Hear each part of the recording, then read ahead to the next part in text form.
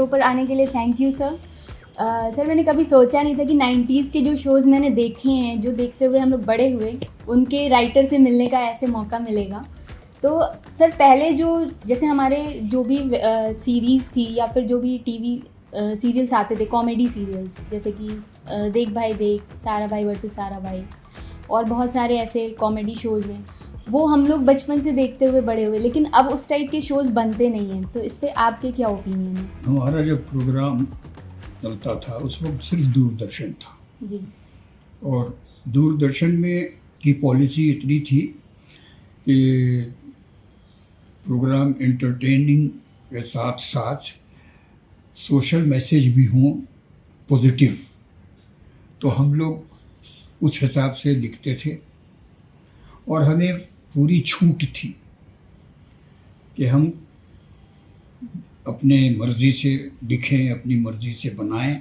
सिर्फ इतना सा ख्याल रखना होता है कि राइटर का या डायरेक्टर का ये कर्तव्य होता है कि वो गंदी बातें, निगेटिविटी इनको समाज में न फैलाए।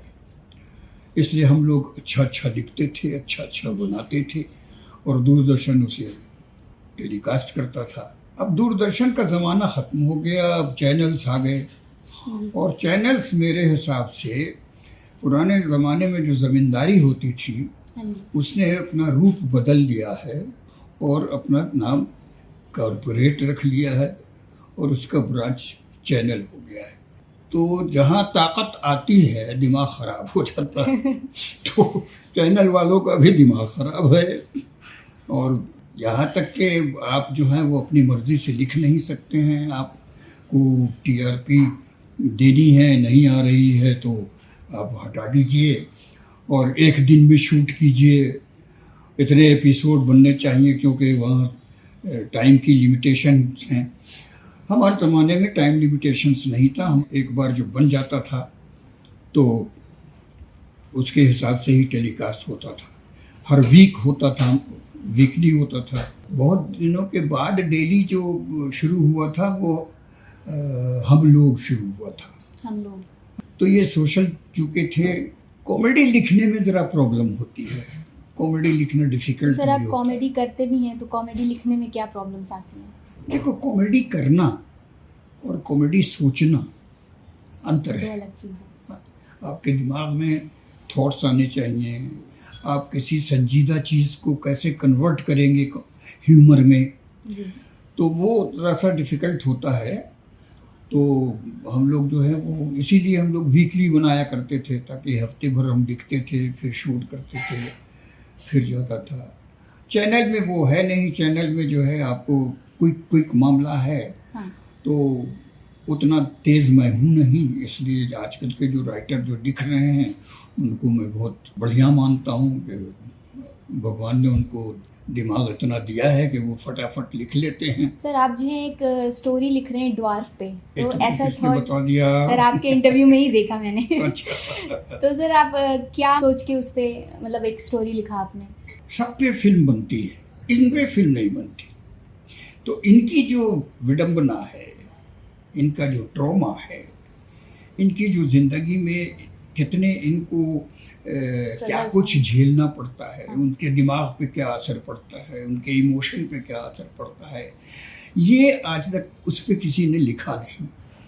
तो चूँकि मैं भुक्तभोगी हूँ तो मुझे लगा ऐसा कि ऐसा एक सब्जेक्ट लिखना चाहिए जहाँ लोगों को ये पता चल। हालांकि अब तो लोगों में काफ़ी बदलाव आ चुका है, हमने जब लिखा था उस वक्त मैं यंग था बहुत, तो यही दिखाने की कोशिश की गई थी कि भाई ऐसा करने से किसी को पे हंसने से, किसी का मजाक उड़ाने से उसको साइकोलॉजिकली क्या इफेक्ट पड़ता है और वो डिटोरिएट करता है, या इसको देखो वर्ड भूल जाता हूँ, बुढ़ा हो गया हूँ तो ब्लॉक हो जाता है। हाँ उसकी सोच ब्लॉक हो जाती है, फिर उसकी सोच एक ही जगह टिकी रहती है कि मैं ऐसा क्यों हूँ।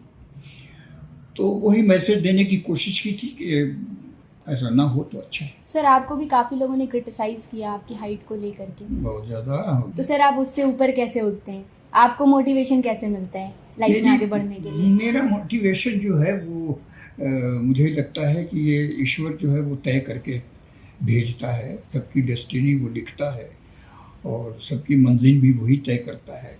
हम जो है वो ये सोचते रहे, हमारे दिमाग में ये रहता था हमेशा कि भाई मैं भी उसी तरह सांस लेता हूँ जैसे हमारे लंबे लोग सांस लेते हैं, मैं भी उसी तरह हंसता हूँ जैसे ये हर हंसते इंसान हैं, नॉर्मल होता है। मेरा भी खाना वैसे ही डाइजेस्ट होता है जैसे इनका होता है, और मुझ में भी कई गुण हैं जैसे इनमें गुण हैं, तो मुझे वो ट्रीटमेंट क्यों नहीं मिलता जो इनको जो मिलता है।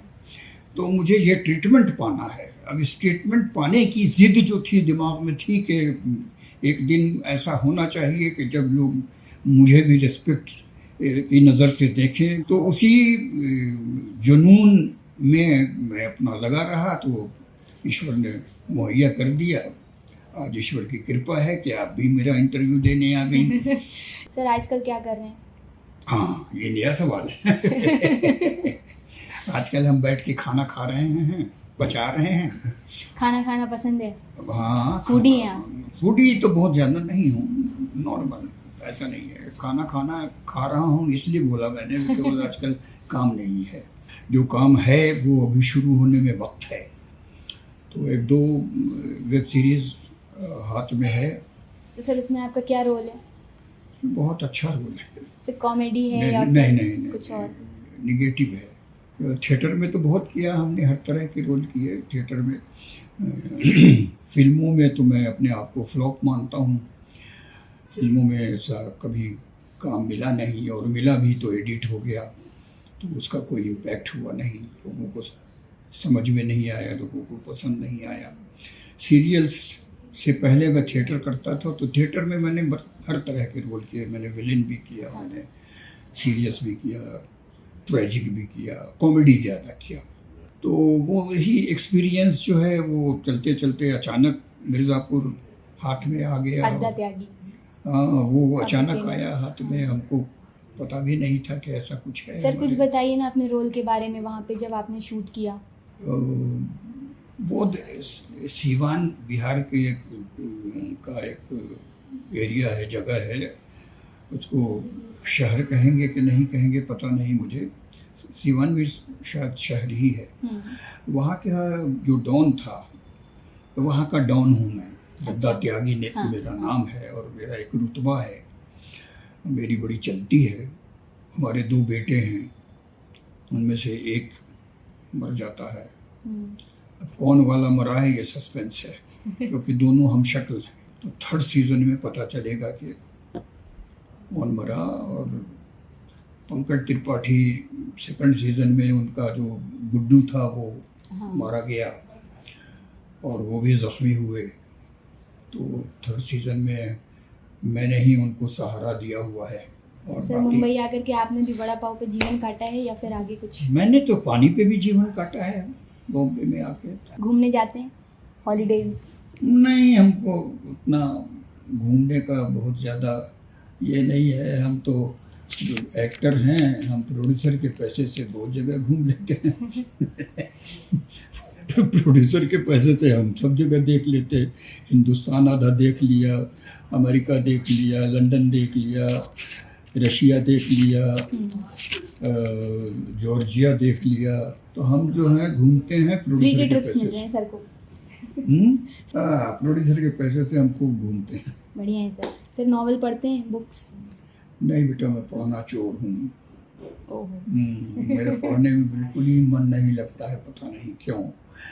और बचपन में जब पढ़ता था तो स्कूल सब्जेक्ट से ज़्यादा नॉवेल और कहानियाँ, अफसाने, शेर व शायरी, ये सब पढ़ता था। लिखने के लिए पढ़ने की जरूरत नहीं होती? लिखने वाले भी जो हैं वो अपनी सोच से ही तो लिखते हैं ना। हम भी जो लिखते हैं, वो जो मेरे थॉट आते हैं दिमाग में, वो लिखता हूँ। किसी का पढ़ करके किसी से लिया हुआ तो लिखता नहीं हूँ मैं, ओरिजिनल लिखता हूँ। ध्यान में आ जाता है कि ये टॉपिक है, इस पे ऐसे किया जा सकता है। सर आजकल आपका थिएटर का चल रहा है कोई एक्ट? थिएटर तो बिल्कुल ही बंद है, कई सालों से थिएटर बंद है। सर इस इंटरव्यू के बाद आप मुझे कोई सजेशन देना चाहें तो? तुम्हें? जी सर। तुम तो खुद ही होशियार लड़की हो, तुमको मैं क्या सजेशन स्क्रिप्ट लिखना नहीं आता।